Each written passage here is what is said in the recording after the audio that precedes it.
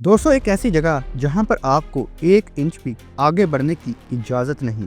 एक बेस जिसे नक्शों पर सालों तक हटा दिया गया और एक राज जिसे यूएस गवर्नमेंट ने सालों तक डिनाई किया। एक ऐसी जगह जहां गुस्सा मतलब मौत को दावत देना, जहां पहरेदार 24 घंटे तैनात है और जहां के आसमान में अजीब रोशनियां कई सालों से लोगों को डरा रही हैं। यह एरिया 51। सवाल सिर्फ एक है, क्या एरिया 51 के अंदर सच में एलियंस छुपे हैं? एरिया 51 एक super secret US air force base है जो अमेरिका के निवाडा रेगिस्तान के बीच में वाक़या है। ये लॉस वेगस से तकरीबन 134 किलोमीटर नॉर्थ वेस्ट की तरफ है। इसके पास एक बड़ा सा सूखा लेक बेड ग्रूम लेक है जिसके साइड पर इसका रनवे और एयरफील्ड बना है। ऑफिशियली इस बेस को होमी एयरपोर्ट या ग्रूम लेक फैसिलिटी कहा जाता है, लेकिन दुनिया इसे एरिया 51 के नाम से ही जानती है।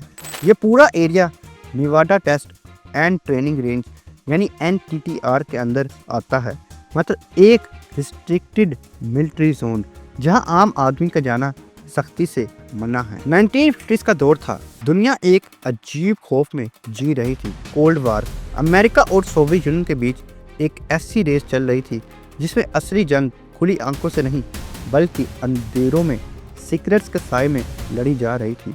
इसी दौर में 1955 के अंदर यूएस प्रेसिडेंट डिवाइड आइजनहोवर ने CIA को एक अल्ट्रा सीक्रेट मिशन का हुक्म दिया। नाम रखा गया प्रोजेक्ट एक्वाटोन। मिशन सिंपल लगता था, एक नया स्पाई प्लेन टेस्ट करना जो आसमान की उन ऊंचाइयों तक पहुंच सके जहां तक सोवियत रडार्स की भी नजर न जाए। लेकिन सबसे बड़ा सवाल था, इस टेस्ट को कहाँ किया जाए। एक ऐसी जगह चाहिए थी जो दुनिया की नज़रों से बिल्कुल दूर हो, जहाँ कोई आंख झांक न सके। और तब चुना गया एक रेगिस्तान निवाडा के बीच एक ड्राइड लेक बेड जिसका नाम था ग्रूम लेक। यहीं पर एक बेस खड़ा किया गया जिसे सिर्फ एक कोड से लेबल किया गया था, एरिया 51। धीरे धीरे ये बेस अमेरिका के सबसे बड़े सीक्रेट्स का घर बन गया। यहाँ सिर्फ U-2 ही नहीं बल्कि A-12 ऑक्सकॉट और दुनिया का पहला stealth fighter F-117 Nighthawk जैसे एयरक्राफ्ट टेस्ट किए गए। लेकिन जितना बड़ा टेस्ट उतनी बड़ी सीक्रेसी। सालों तक यूएस गवर्नमेंट ने इस बेस को ऑफिशियली एक्सेप्ट नहीं किया। आर्म गार्ड्स, वार्निंग बोर्ड्स और 24 घंटे की सर्विलेंस, ये जगह आम इंसान के लिए एक फॉरबिडन जोन बन चुकी थी। और फिर एक ऐसा वक्त भी आया जब लोगों की क्यूरियोसिटी हद से ज़्यादा बढ़ गई, क्योंकि 2013 तक सरकार यही कहती रही, एरिया 51 ऐसी कोई जगह है ही नहीं। बस एक दिन CIA ने कुछ फाइल्स डिसक्वालीफाई की और दुनिया को पहली बार पता चला कि एरिया 51 नाम की कोई जगह भी है। लेकिन दोस्तों, एक बड़ी बात नोटिस करो, उन फाइल्स में एक भी लाइन एलियंस के बारे में नहीं थी, सिर्फ एक क्राफ्ट टेस्टिंग का जिक्र था। और यहीं पर जन्म लिया सबसे बड़ी कॉन्स्पिरेसी थ्योरी ने। अगर एलियंस नहीं तो गवर्नमेंट इतनी सीक्रेसी क्यों?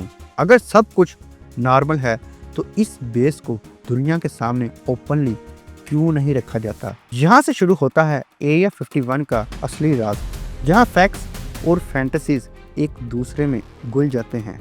लेकिन दोस्तों, जहाँ राजदारी होती है वहाँ इमेजिनेशन भी उड़ान बनने लगती है। लोगों ने सोचना शुरू कर दिया, कहीं गवर्नमेंट यहाँ एलियंस को तो नहीं छुपा रही।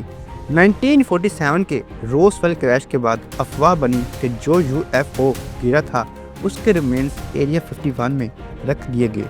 1950 से नेवाडा स्काइज में अजीब रोशनियाँ और डिस्क दिखने लगी जिन्हें लोग UFO एलियन स्पेसशिप मानते रहे। फिर 1989 में एक शख्स ने दुनिया को हिला दिया, रॉबर्ट बॉब लज़ार। उसने क्लेम किया कि उसने एरिया 51 के एक सीक्रेट सेक्शन S4 में काम किया है, जहां हमारे प्लैनेट से बाहर से आए स्पेस क्राफ्ट रखे गए थे। लज़ार का कहना था कि उन क्राफ्ट को एनालाइज कर रहा था और हत्ता के एलियंस की ऑटोप्सी फोटोज भी देखी।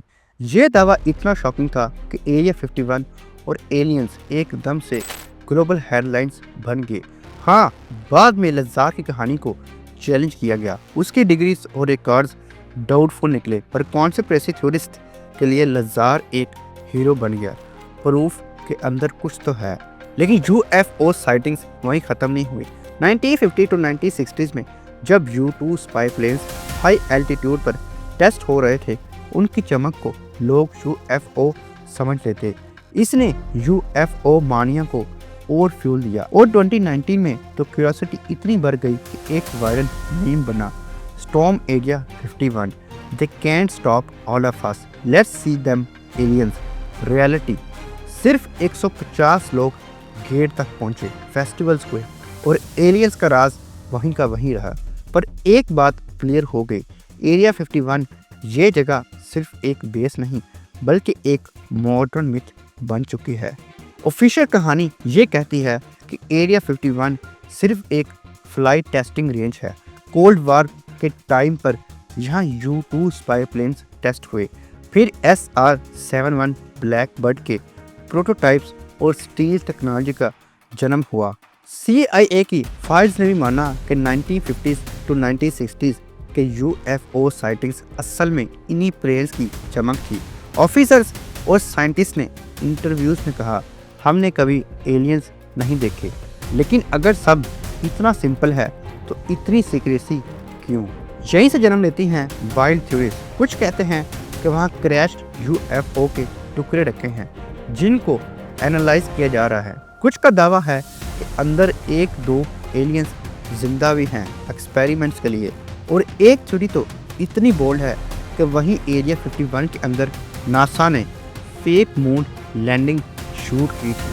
प्रूफ कभी सामने नहीं आया, लेकिन बॉब लज़ार जैसे लोगों ने ऐसी डिटेल दी कि सुनने वाले हैरान रह गए, जैसे एलियन क्राफ्ट एक अनजाने एलिमेंट 115 पर चलते हैं। और फिर आज के वक्त जब पेंटागन खुद कहता है कि 140 से ज़्यादा एरियल इंसिडेंट्स हैं, मेटालिक ऑब्स, टिक टैक क्राफ्ट्स, जिनका जवाब साइंस के पास भी नहीं, मगर मिस्ट्री वहीं की वहीं है। इमेजिन करो अगर कल सुबह सच सामने आ जाए कि एरिया 51 के अंदर वाकई एलियंस हैं, तो दुनिया की हिस्ट्री बदल जाएगी। और अगर कुछ भी ना निकला तो शायद हमारी सबसे बड़ी फैसिनेशन सिर्फ एक इल्यूजन हो।